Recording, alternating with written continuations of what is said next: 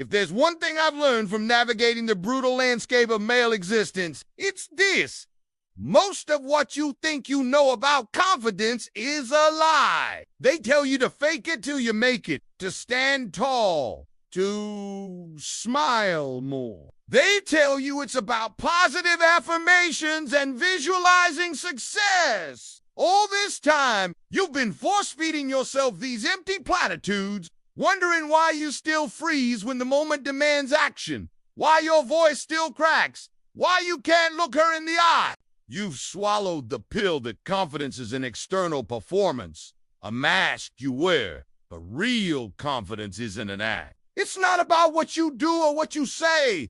It's about what you are. It's a deep, unshakable internal conviction that radiates outward, a force field that repels doubt and attracts opportunity. By the end of this video, you'll know exactly how to forge that ironclad inner core, stripping away the illusions and building a confidence that nothing and no one can shatter. You walk into a room and immediately you're scanning. You're looking for threats, for judgment. You're comparing yourself to every other guy. They're his clothes, his build, the way he carries himself. Your internal monologue is a frantic, insecure chatter. Do I look okay? Am I standing weird? Does anyone notice my hands are sweating? This isn't just social anxiety. It's a fundamental misunderstanding of what confidence truly is. It's a misplaced focus. You're treating confidence like a popularity contest, seeking external validation. But real confidence, unshakable confidence,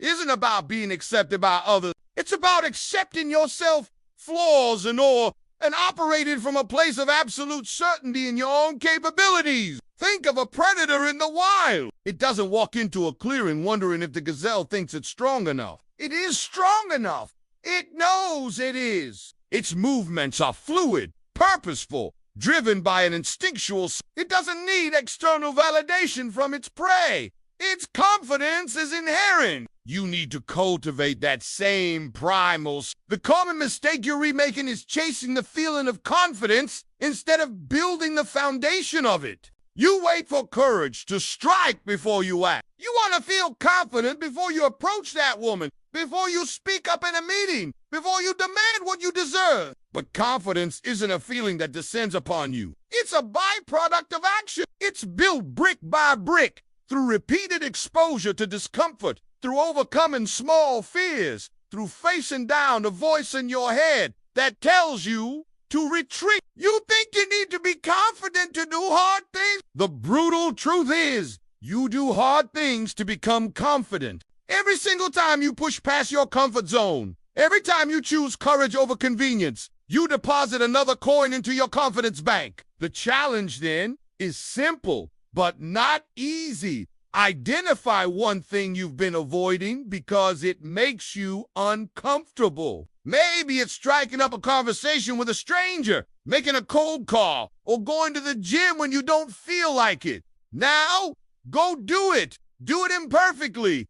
Do it scared. Just do it. The outcome of that specific action isn't the point. The point is the act of doing it, of proving to yourself that you're capable of pushing through. You're not just building a skill. You're building a new internal narrative, one that says, I can handle this. I'm capable. And that internal narrative, that core belief, is the bedrock upon which true, unshakable confidence is built. This isn't about some fleeting rush of adrenaline. It's about rewiring your brain at the most fundamental level, preparing you for the next, more significant test of your will. You find yourself standing on the edge of a conversation circle. A woman you're interested in is there, laughing with another guy. Your heart rate picks up. Your palms start to sweat. An internal voice screams, "Don't go over there." You'll say something stupid.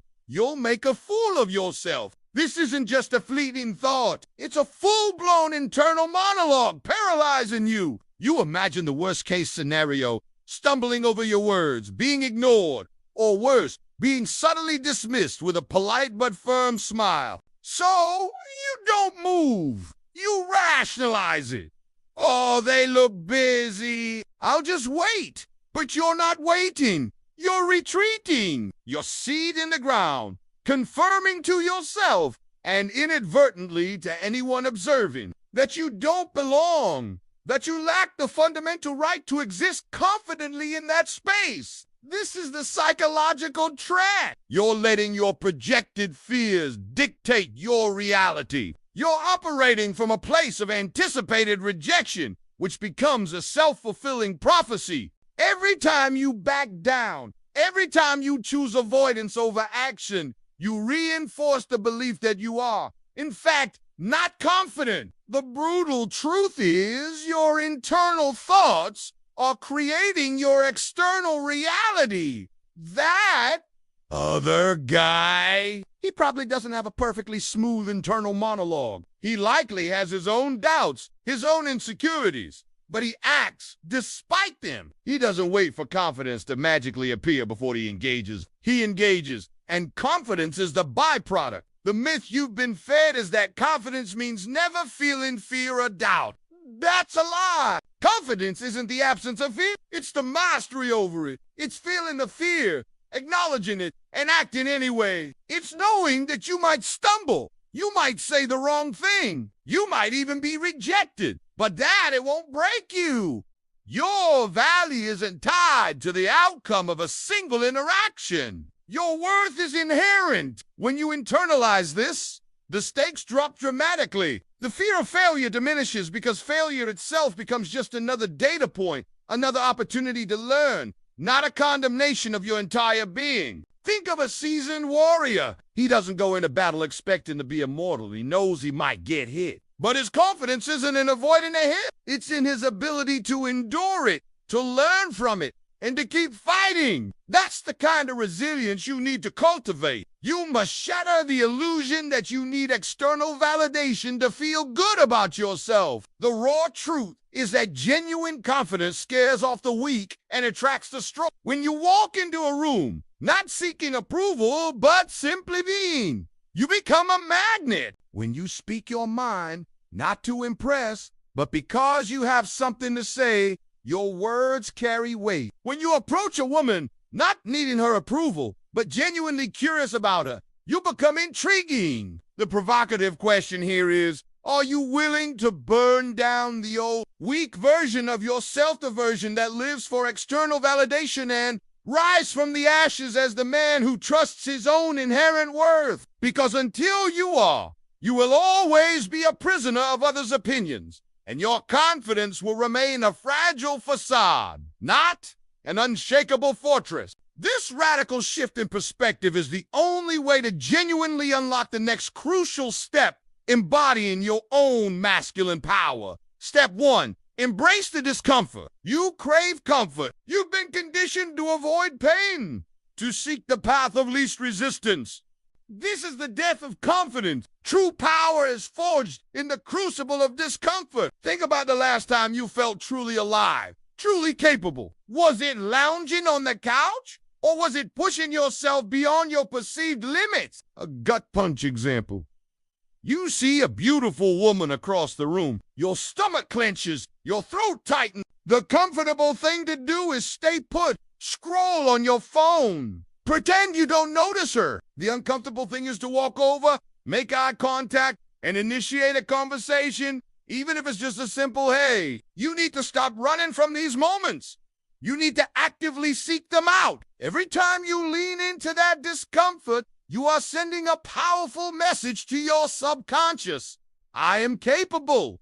I am resilient. I can handle this. This isn't about being reckless. It's about deliberately expanding your comfort zone, brick by painful brick. This deliberate pursuit of challenge is what makes you grow, and that growth is the engine of genuine confidence, naturally preparing you for the next critical step. Step 2, cultivate radicals. All this time, you've been subtly seeking external validation. You wanted to like you, your boss to approve of you, your friends to praise you. This makes your confidence fragile. A house built on sand. When the external support wavers, your confidence crumbles. A brutal example. You get a text from her saying she's busy tonight. Your first instinct is to frantically reread your last message, wondering what you did wrong. You feel a pang of insecurity, perhaps even anger. This reaction reveals a dependence on her validation. A self-reliant man doesn't need constant external reassurance. He has his own mission, his own purpose,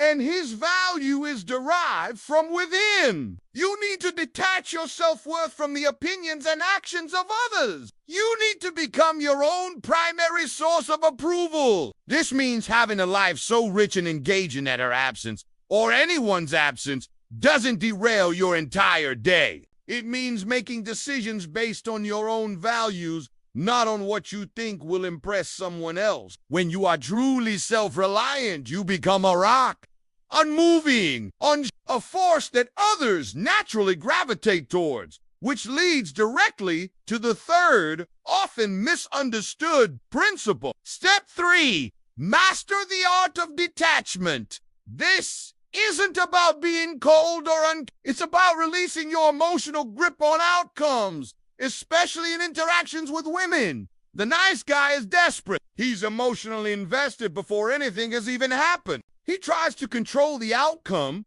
to force a connection, and that desperation is felt and it repels. A gut punch example. You've had a great first date. You spend the next 24 hours replaying every moment, agonizing over what to text, when to text. You're already imagining a future, building a castle in the air. This hyperinvestment screams neediness. A man with unshakable confidence operates from a place of abundance. He understands that if one opportunity doesn't pan out, another will. He approaches interactions with genuine curiosity, but without the desperate need for a specific result. You need to shift your focus from what can I get from this interaction to what can I learn or experience from this interaction. This means being fully present, engaged, and authentic, but also being perfectly okay if it doesn't lead to anything. It's about being like water, flowing and adaptable, not rigid and brittle. When you are detached from the outcome, your actions become freer,